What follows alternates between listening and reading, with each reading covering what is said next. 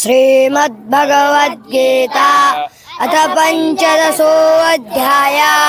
श्रीभगवानुवाच ऊर्ध्वमूलमदः शाखामश्वत्थं प्राहुरव्ययम् छन्दांसि यस्य पर्णानि यस्तं स वेदवित् अधश्योदं तस्य शाखा गुणप्रवृद्धा विषयप्रबाला अधस्य मूलानि सन्ततानि कर्मानुबन्धे निमनुष्यलोके परमार्गितव्यं यस्मिन् निवर्तन्त भूया एव चाद्यं पुरुषं प्रपद्ये या प्रवृत्ते प्रसृता पुराणे निर्माणमोहाजितसंगदोषाध्यात्मनित्या विनिवेत्मकामा द्वन्द्वै विमुक्ता शोकदुःखसङ्गै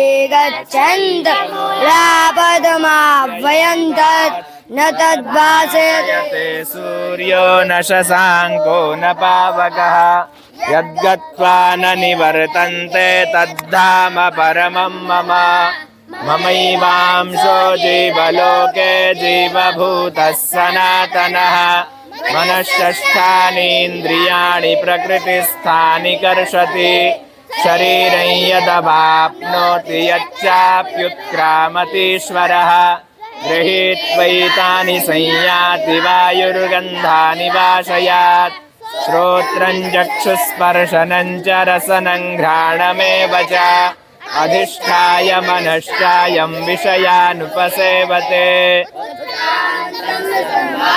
भुञ्जानं वा गुणान्वितं विमूढानानुपश्यन्ति पश्यन्ति ज्ञानचक्षुषः यतन्तो योगिनश्चैनं पश्यन्त्यात्मन्यवस्थितं यतन्तोऽप्यकृतात्मानो नैनं पश्यन्त्यचेतसः यदादित्यगतं तेजो जगद्भासयतेऽखिलं यच्चन्द्रमसि यच्चाग्नौ तत्तेजो विद्धि मामकं गामाविश्य च भूतानि धारयाम्यहमोजसा पुष्णामि चौषधि सर्वा सोमो भूत्वा रसात्मकः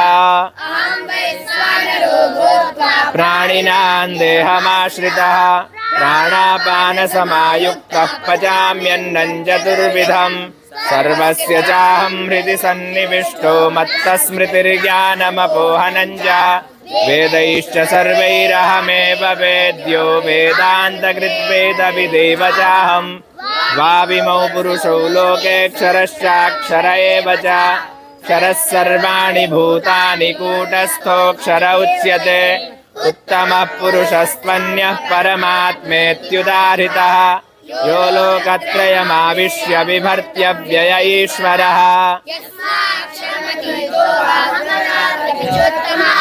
अतोऽस्मि लोके वेदे च प्रथितः पुरुषोत्तमः यो मामेवमसम्मूढो जानाति पुरुषोत्तमं स सर्वविद् भजति मां सर्वभावेन भारत इति गुह्यतमं शास्त्रमिदमुक्तं मया नघ एतद्बुद्ध्वा बुद्धिमान् स्यात् कृतकृत्यश्च भारत।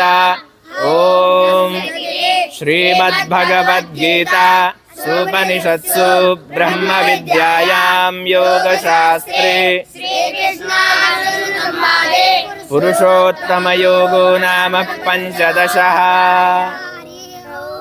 यह आप लोगों ने श्रीमद् भगवद गीता का 15वां अध्याय जो पुरुषोत्तम योग कहा गया है उसका श्रवण बच्चों द्वारा आप लोगों ने किया और आपके माध्यम से सभी भारतवासी यह श्रवण करें, वेद विद्या की शिक्षा प्रदान करते हैं।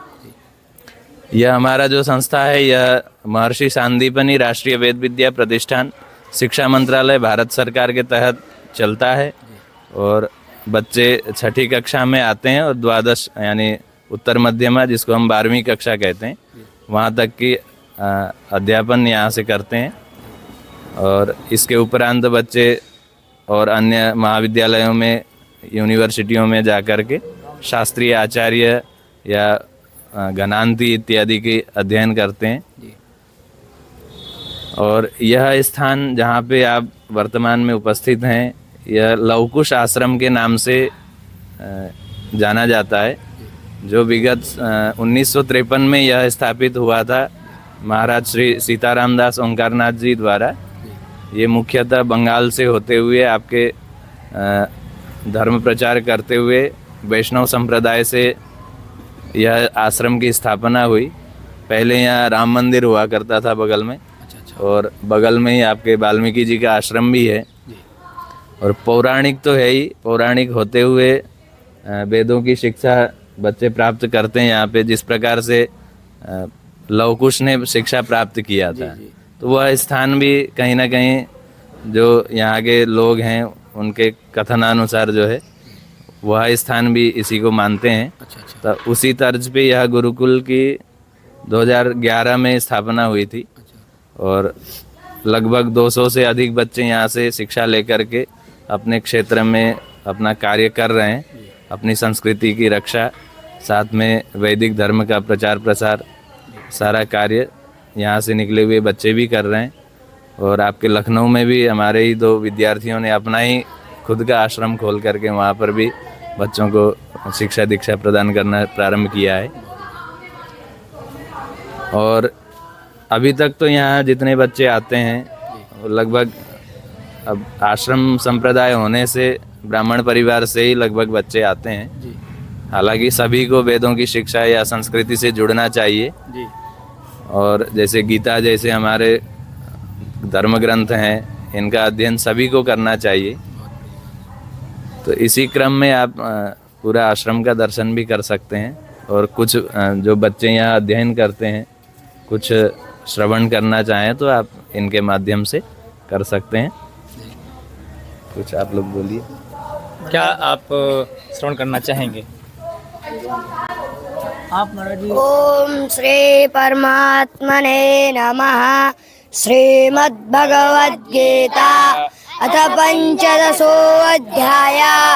श्री भगवानुवाच ऊर्ध्वमूलमधः शाखामश्वत्थं प्राहुरव्ययं छन्दांसि